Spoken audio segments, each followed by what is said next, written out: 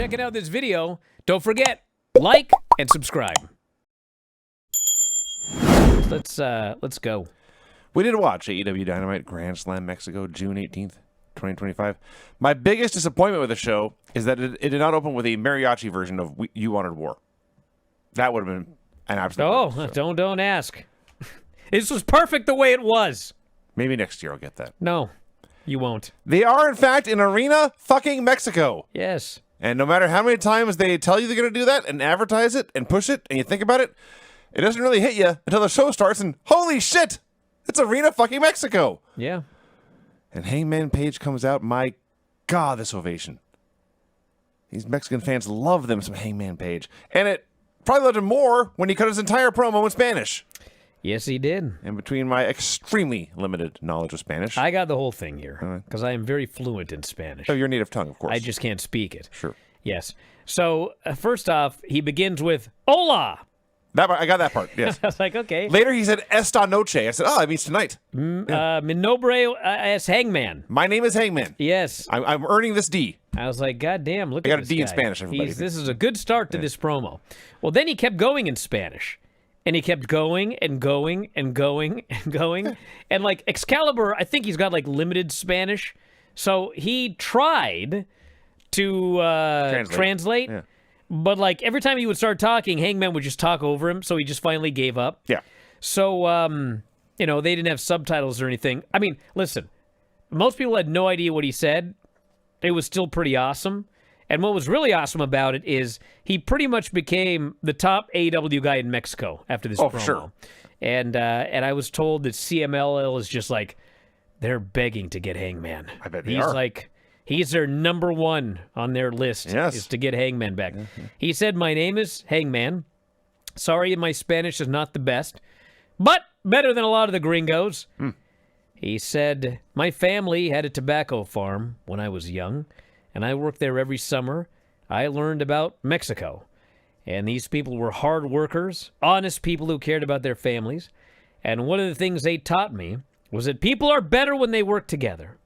So I want to say thank you for allowing us into your house tonight for this AEW CMLL collaboration. When we work together, he said, we can change the world. Except when we're like working together for video packages, we ain't changing the world. As for the champion Jon Moxley, he said, he was banned from ringside during the match tonight. Hangman is. Banned from the building, he claimed. But nobody said anything about after the match.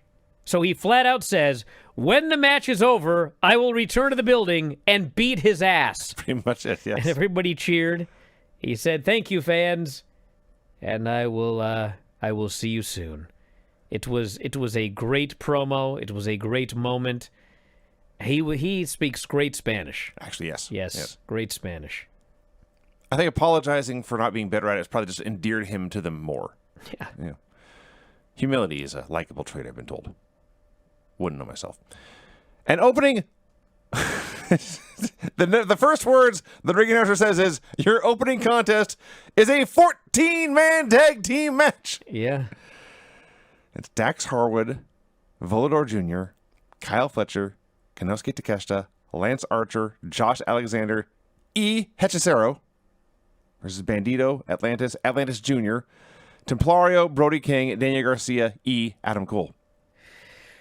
So, originally this was a 12-man tag, and Atlantis was not in it, which was really weird because bizarre, on TV last week, they did an angle with FTR and Atlantis Jr., and it led you to believe there would be a tag match, and then they randomly announced a 12-man tag that Atlantis wasn't even in. So sometime between last week and this week, they put Atlantis into the match, and I guess some other people as well. Cash was not there, and we ended up getting a 14-man tag. Yes. And Atlantis Jr. is normally hated at Arena Mexico. He's very much like 2005 John Cena. Okay. When they decided they were going to push John Cena really hard, but you had like Eddie Guerrero and Chris Benoit and Kurt Angle and all these great workers. And meanwhile, this guy who kind of sucked was the champion, and so they turned on him. Yeah. Well, they hate Atlantis Jr. because I guess they think he sucks. He's just not as good as his dad, apparently. And he's getting pushed because he's his father's son. Yeah. But I guess, starting this past Sunday, actually, they started booing Atlantis, too. Normally, he's cheered. But he was vociferously booed here, as was his son, even though they were both on the babyface team. And I think they figured that if we do the finish with Atlantis and Dax, Atlantis will be cheered when he pins Dax. But what happened was they booed Atlantis, they cheered Dax when he was beating on Atlantis, and the whole thing was just completely bizarre. Are you one of those youngsters today who listens to Spotify? I don't even know what it is. But I do know this. All of our podcasts are available at Spotify. You can head up right now and sign up. The easiest way to do so, f4wonline.com/Spotify. And for just $9.99 per month, you can listen to 84 podcasts on any given month. 84! 2 to 3 podcasts every single day covering pro wrestling and mixed martial arts. And if you think about $9.99 per month, that's just pennies per day. So check it out today on Spotify. That's f4wonline.com/Spotify. f4wonline.com/Spotify.